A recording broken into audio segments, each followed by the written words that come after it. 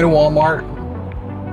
It's gonna be 20 something degrees tomorrow, and I'm just gonna have a yap session, and we're gonna be talking about, should you still buy a 2011 to 2014 Ford Mustang GT, or I guess the V6, but I can't really talk about the V6 too much because I only owned it for like maybe 2 years or so.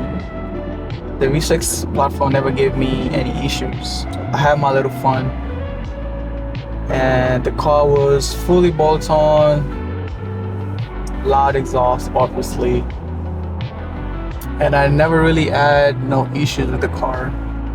At the time, the car did have like 100,000 miles and it still drove like it was new. The first part is gonna be the performance and reliability. I haven't had this car for too long. I've had it for about maybe 3 months or so, but I did have a 2013 Ford Mustang V6, which honestly never gave me any issues during my ownership. I did drive the car hard. I did beat on the car. For the GT, you've probably heard about the MT82 transmission. Now, people say it's a glass transmission. Mine shifts fine.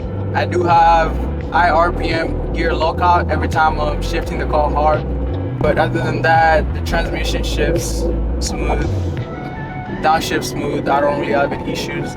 Now, because I still do have this stock clutch, I try not to beat on my car a lot. Unless it's necessary, of course.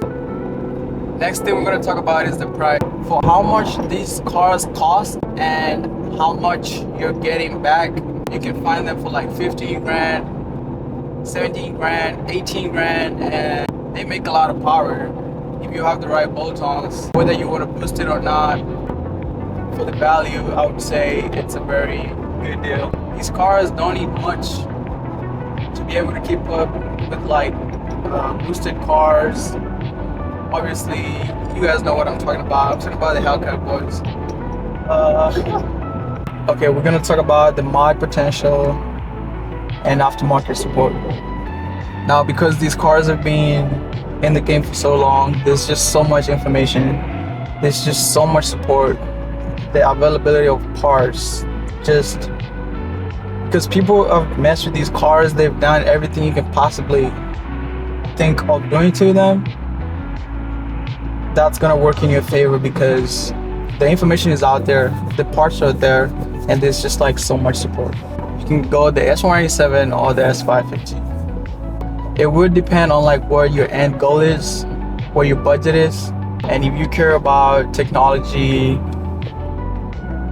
if you care about updated vehicle features, then S550 is the way to go. If you care about getting that raw muscle car experience, then you should probably stick with the S197. Now, there is sync that comes with the car, which is like something you use to connect to like Bluetooth and stuff, but I cannot tell you how many times it has like not connected or not responded. And the interior is just not very modern, but that's gonna be a case to case. You know, what are you looking for? If you want like a nice interior, I wouldn't get this car. Obviously, you can buy aftermarket parts to make it look cleaner, but I wouldn't buy this car if having a nice interior is your focus. You can still make it nice, don't get me wrong, but it's just not the same as like if you've been in an S550 and you come to an S197, you know, the difference is like night and day. For the maintenance and ownership cost, I haven't had any maintenance issues, so I can't really speak on that too much. But these cars have a lot of aftermarket support. Now, what does that mean? That means if you break parts, you'll be able to get them for cheap and they'll be readily available. Is it still fun to drive these cars in 2025? Absolutely. Now, I don't really beat on my cut that much, but it's a very fun car. You know, especially when I got on E85, it just gets and goes. It sounds good. I have like one of the loudest exhaust setups you can get for this car, so it's a very fun car to drive. To end the video, I'm going to talk about who is this car best suited for. Now, everything is this video is gonna be my opinion and my opinion only. So you can take it and use it however you want. But I think the 11 to 14 Mustang GT is best suited for somebody who's looking to do performance modifications on a budget. And there's just so much aftermarket support, and the parts are there. You can use Facebook Marketplace if you don't want to buy new parts, or you can, and the parts will always be less expensive than the newer Mustangs. So if you're looking for like a budget friendly, nice looking platform, this is the platform to do it. And do your research. As the car being beat on, as the previous owner kept up with the maintenance, because if the previous owners neglected maintenance, then it's all gonna fall on you.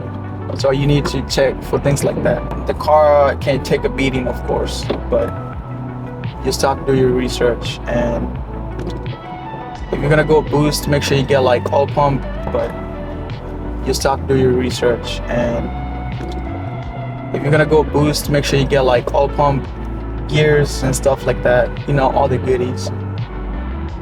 But yes, I think a 2011 2014 Mustang GT is still worth new money in 2025.